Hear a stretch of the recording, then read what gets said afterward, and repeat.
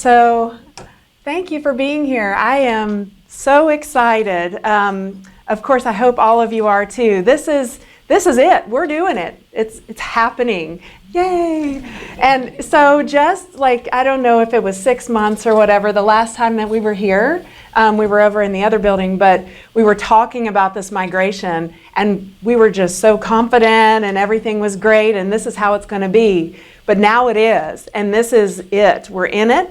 We've changed a couple of things along the way, so I just want to touch base with everybody and kind of let you know where we are in the process and what that means for you. And what that means for all of us in the room kind of as one combined team. So I'm going to walk through the status, walk through the schedule, which everybody wants to know. What does this look like? When are we actually doing this? And also just talk about a little bit of before and afters for things that have already happened, just to give you some food for thought. All right, so starting with the status. So it is a thing. We are migrating websites. We have websites live in Drupal 8, GovHub, our brand new platform, today. We have 8 sites deployed, which is so exciting. We have 75 to go. OMG. So it's a big project. It's a huge project, and I want to talk to you guys about that. We'll talk about that in a minute. I want to get you kind of integrated into the full scale of the project and then also the micro scale of the project, which is individual websites, but we'll get there. First, I want to celebrate, and these are our MVP sites. And so Yen will send this out. You don't have to write this down necessarily. We'll send out the slide deck. But these are what we call our MVPs. They're live now. We have ADA. We have State Board of Workers' Compensation. I saw Grace. Where did you go? Yay! And our website is live now. Our Attorney General's website is live, our very first elected official on the new platform. We have some of our retirement funds. 3 websites are live. And a very important governor's commission, Georgians First, is also live. And so I do want to take a moment to thank these folks. These are some of our initial partners who dove in. They agreed to be the guinea pigs. They were very patient with us. We definitely had some timeline delays. Happy to admit that freely. We were a little bit behind schedule from where we thought we would be when we were in GovTalks 6 months ago. But for good reason. They helped us with QA. They helped us to develop new features and really just make sure that the initial rollout of the platform was great. So please do go and enjoy these websites. These are fantastic, and it's a good way to just kind of get your feet wet into the new system and see what your site might be like. In 2 weeks from now, 5 more sites will go live. So be on the lookout for these too. June the 5th is the big day for these, end of day June the 5th. All right, so what is next? Now that the migration is underway, what are we doing? So we're not just migrating websites. There are parallel tracks happening. We haven't stopped developing new features. If you remember the last time we were talking about, I don't know if you remember the analogy, but it was a little skateboard, becoming a bicycle, becoming a motor car. We're still doing that. So we have feature development ongoing. The migrations are ongoing. And if you remember also last time, we talked about with the people. That was our method. That's our mode of operation on our team. And that means usability testing. We're going to kick off our first round of usability testing on our live platform in about 3 weeks, 4 weeks or so, sometime in June. We're going to usability test the front end with end users and say, is that design that IDEO researched and put together, is it working? Is it getting across what we want it to get across? We also want to talk to some of you all and say, what about this back end that we've built? Is it doing the things that we thought it was going to do, that we collectively needed to do? Is it easy to use? Do you have any feedback? This is going to happen throughout the lifetime of our project. It's very important to us to hear from you, hear from your end users, our end users, and make sure that things are going along the way that they should. So we're busy. All of that is happening. All right. So let's talk just specifically about the migration. I'm not going to get into detail about the features or the usability testing. Dom is going to talk to us about usability testing in one of the workshops this afternoon. So please do go to that because he's going to give you some tips that you can do in parallel with our usability testing. But let's talk about the migration. All right, let's do it. So 6 to 11 sites per round. That's our plan. 1 round every 3 weeks is going to go out into the wild. That would mean that our target end date, sayonara D7, goodbye, end of January 2020. So a lot to do. It's a very big scale project and a lot of variables, but we need to do it. Right now we have 2 platforms in production. We're having to maintain 2. We're having to do security updates on 2. We're having to pay for hosting for 2. So we're in it to win it. D7 is coming to an end. So the migration is having to happen. So let's talk about kind of what that means and how to do that. The only way is to have a tight schedule and a repeatable process. So let's talk about it. What does that mean? If you remember from the last GOVTalks, and for some of you who weren't here, Cody's new to the environment, we talked in depth about what that process is going to look like. So I'm going to do kind of a review, and anyone who wants to get a little bit more granular, we have office hours, we'll talk to you in depth about your site. But it's basically a 5-step process from an agency content owner, site owner's point of view. The first thing that we're going to do is reach out to you and talk about your content, talk about auditing your content. And this is something that Manda has a workshop later this afternoon, our friend in the back of the room. Please go to that. This is one of the most important steps for agency content managers. This is going to be the biggest lift for you out of the entire process, because this is setting up your site to think outside of the pages, like Eaton was saying. Think about your services, like Nikhil was saying this morning. This is when we are going to ask you to do that. Purge the closet, get rid of old stuff, mark stuff that we might be able to highlight. We might be able to combine it together with other stuff. This is where the work happens. So about 2 to 3 months before your go live date, we'll ask you to do that with us. The next couple of weeks, we'll work on fixing things. So while D7 is there, if it's possible to delete the content, we'll do it. If it's possible to edit the content, we'll do that in D7. That way we're moving the fresh, clean stuff into D8 instead of having to worry about doing it after it gets there. And then number 3 is the one everybody gets excited about, and we do too. This is the layout and look and feel. So about a month, not too long before your site goes live, we're going to come to you with some discussion. We want to understand what is it that you've learned through your content audit. Maybe you've had the chance to look at some analytics. What are the things that your users are looking for? Why are they coming to your website? Let's reflect that in a homepage, and let's think about the tone of your website and reflect it with one of our color palettes and some imagery and things like that. So we're going to figure out, how is this site going to look? Then we're going to move the content. This is a 2-week process. We thought it was a 3-week process way back, but we're finding we can do it in 2. So we'll move the content from D7 over to D8, and we'll work on anything that needs to be tweaked, anything that's new in D8 that we have to do. Tight timeline here, turn it around, we'll do the work, we'll get it in front of you, we'll get your hands in it, let you train, and then go live. So our intention is to stay on schedule with that. It's not too heavy of a process, truly. We've done it with these 8 sites, and so far it's been pretty good. But I do want you to see a different perspective. Let's look at it through the lens of our team, because we're all part of this collective in this room. We all want to get rid of D7. We want to move to D8. So we're part of this together. So let me show you what, if you stop by my desk, you might see. This is my world. And this is 4 months. And I want to convey here that our team is in constant motion.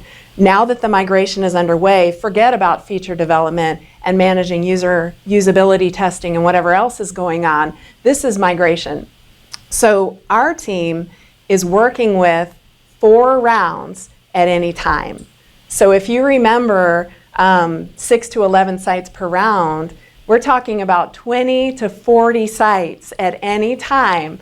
Our team is trying to get through this process. We're in different stages of the 1, 2, 3, 4, and 5 with any of these rounds.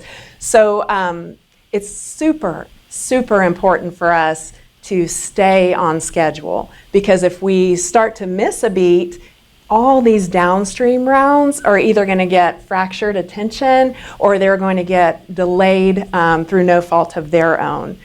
So I bring this to you and I put it in front of you just kind of as a FYI, but also as a plea for help. so you know that when we come to you, we're going to give you our attention. We're going to try our best to make your site as good as it can be, and we're going to work with you. But we're asking for your partnership to help us as this collective team get to where we need to be. So we're going to ask you to participate and be prepared and help us understand your content. You understand your content, participate in the content audit. Think about your content through a different lens. So when we do get to you, we can really be collaborative and productive in the short amount of time that we have to move your site over. So that's kind of our agreement with everybody, and we really hope that we can accomplish this and get it done by the end of January. We're going to be busy. So, all right, schedule, details. I'm not going to put all 80-some sites onto a slide. Yen, our account manager, has reached out to every agency that we host and said, here's the round that you're in, and here is the approximate date. I don't know that we gave exact dates, even though we have them penciled in, just because something might slip a day or two. If you haven't gotten that notice, don't worry, we haven't forgotten about you, but there might be just an oversight in getting the email out, or it might have gotten stuck in a spam or something like that. But so let Yen know if you have any questions about your date. And what we're asking you to do is let us know if there's a conflict. So for example, and I used the same example the last time, but we wouldn't have asked our Department of Revenue partners to go during tax season. We tried to foresee those things and eliminate those kinds of conflicts, but there are some we don't know. Maybe you have a conference or whatever, and you can't go at a certain time. So let us know any of those conflicts. And also knowing that 2 months before, we're going to ask you for help. If you're planning a vacation, a big European trip, which is awesome, let us know, because if we're counting on you to be available to help and you're not, that could really impact your migration. So we are trying to keep schedule changes to a minimum, but we also understand that partnership. So if you let us know in advance, we'll work with you, but we will keep in mind that if we can push through, we're going to ask for your partnership, because all of the downstream agencies will be impacted if we start making changes to the schedule here at the last minute. So thank you in advance for all of your participation. And know this, I don't say we're working with 40 sites at any time to minimize what we want to do for your site. Each one of these individual websites is going to get our attention, and we're going to make these sites as good as we can. We're going to ask you all the questions that Eaton alluded to, and we're going to find what your users need, and we're going to bubble that up to the top and tie all the things and all of the content pieces into pages and all of it. We're going to do all of it for everybody, with everybody. But the quality of what deploys is directly correlated to your participation. You know your users and you know your content way better than we could ever know from looking at analytics or whatever's available to us. So thank you for that. And another point I don't want to forget to mention is when your site deploys is your MVP. It's the start, not the end. So the day your site deploys, there might be something that we said, oh, we really wish we could have gotten that. Let's don't deploy yet. I'm going to say, let's deploy. Let's do it. Put it on tomorrow. Put it on next week. If you have to go and do some research, put it on in a month from now, because everybody is going to be so empowered on this platform to change your homepage if you need to. Change your content pages. Add these neat interactive things or how the pieces fit together. You can do that at any time. And we're going to make sure you're trained and empowered to do so.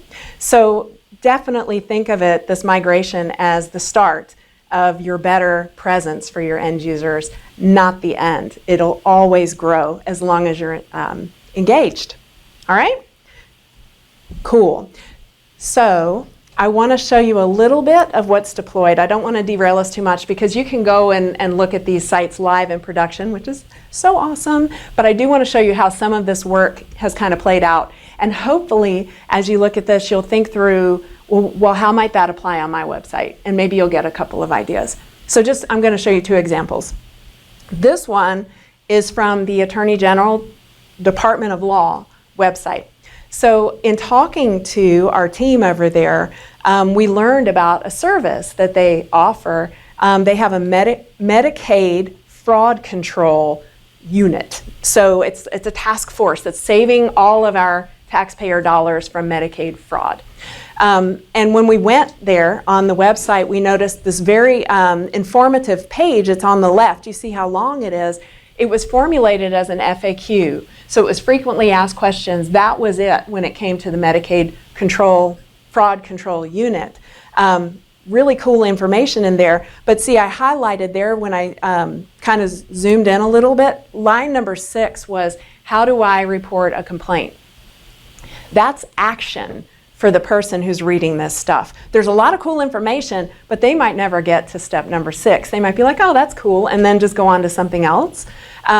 So we said, well, actually, if that's a service and you want people to report a complaint, let's look at this a little bit differently. So in Drupal 8, there are new pages here on the left. A lot less words for people to funnel through, and a lot of action. So right at the top, we have Get Started, Report Medicaid Fraud on a button highlighted there. And another thing that we were able to do in this new system was we looked through all the content on the Department of Law website. What is related to Medicaid fraud? There were tons of press releases, really recent ones too. Like from April, they only deployed on April the 17th. There was one on April 11th, one in March, all about Medicaid fraud, but you wouldn't have known, from that other page. So we tagged all of that content with Medicaid fraud. And then we found there's a contact. You can contact this control unit. So we made a contact for them, and then we still wanted that information that was on that FAQ page, so we made a new FAQ page. And the thing about this service page in Drupal 8 is all of the content is only where the content lives, right? We gathered all that content together, tagged it appropriately, and put it there on that page so you can guide your users through the topic. Whatever they want. You say you're on this page, you're probably interested to know that your Department of Law at the state of Georgia is doing all this stuff. So here's all the press releases. They would never have known that that even existed on the website because you wouldn't even know to search for it, right? So we're giving it to them. And it's set it and forget it. If they make a new press release and they tag it the way that we'll train you to in the system as Medicaid fraud, it's going to go to the top of that list and the other ones are going to shift down. They don't have to do that every time. So it's really, really a good use of our system. So the theme of this is think about services. Think about things that people can do, that you want them to do, that they want to do, and make it easy for them to do it, right? All right. Next one, this is ADA. This is a great site. It's dear to our hearts. We love this one. The very first one, well, one of the very first 2 that deployed. This is their D7 site, and it's actually looks kind of nice. I mean, there's nothing wrong with this website. But looking at it, let's talk about content. When we talked to our partners, we recognized in the top right, this is about our agency. It's important information. Down here on the bottom of the left side is news releases, press releases that were interesting and they wanted to bubble up. Over here in the quick links are some resources. The second and third quick links are resources that people want access to at their fingertips. And then at the very top, under what we do, you'd work the navigation and the drop-down comes. Those are their services that they offer, I think, to state agencies primarily as the audience. So there's a facility review service, a training service, and there's some technical assistance service that's available under what we do. And those are the things that we recognized in collaboration with our partners at ADA that they wanted to bubble up. That's what people are going to the website for. So on their new site, this is it. This is what it looks like in Drupal 8. I cut the footer off at the bottom, but there's a very nice footer with contact information that's configurable. We thought, let's let this be a user-focused homepage. Our users are looking for certain things. Let's make sure they find them. So I'm a user and I come into this site and I say, am I on the right site? I don't know agency from agency in the state of Georgia. This information here says, this is what we do, this is who we are, and if you're into this stuff, you're on the right site. Well, what services does this agency provide me? I'm looking for services as it comes to the ADA compliance. Here are the services. We took them out from under that menu and put them right on the front page with a little bit of information and a link to go and get more information and go to the button and the service page to do something actionable. And it's nice to have these images. Honestly, look at how your eye flows, right? From the color change to the images. It just draws your eye to the thing which is most important, which is the services.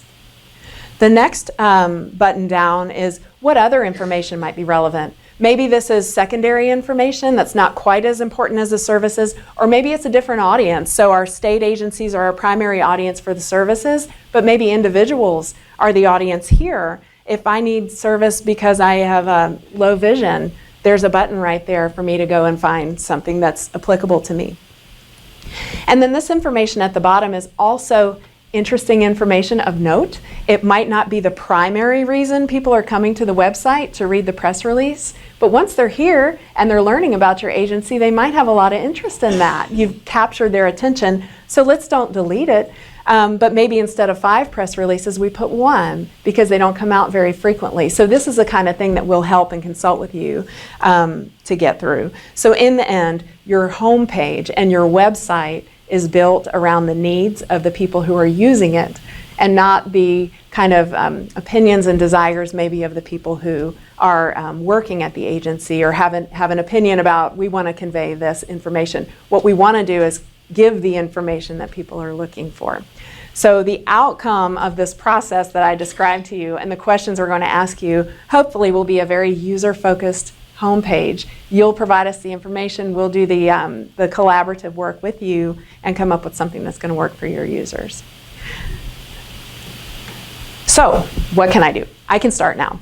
So it doesn't have to be 2 months before you migrate. It can be today when you go back to your desk, or if you're taking the rest of the day off, maybe it'll be tomorrow, but that's cool. So think about your content. Think about, what can I purge? What's important? What matters the most? How is it related? Think about the services that your agency provides. How will I convey this information so that it's consumable, so that in a 2-minute transaction, a user's going to come in, find what they want, convert into a satisfied consumer of this service. Identify related information, like those press releases, right, on the law page. They had all of the press releases, but they were way over here versus the information over here. Think about how we might bring those things together. And the last bullet point is build support.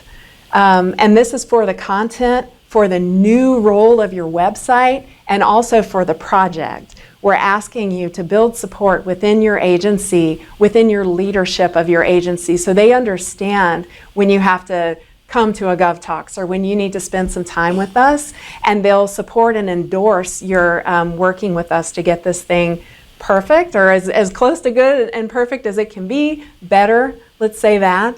They'll support the process that we're going through to understand why we're going to ask for them to sign off in pretty quick turnaround. They'll see it and we'll ask for sign off pretty quickly so that we can deploy and stay on schedule. All right? And that's it. So thank you. Thank you. And we're happy to answer any questions.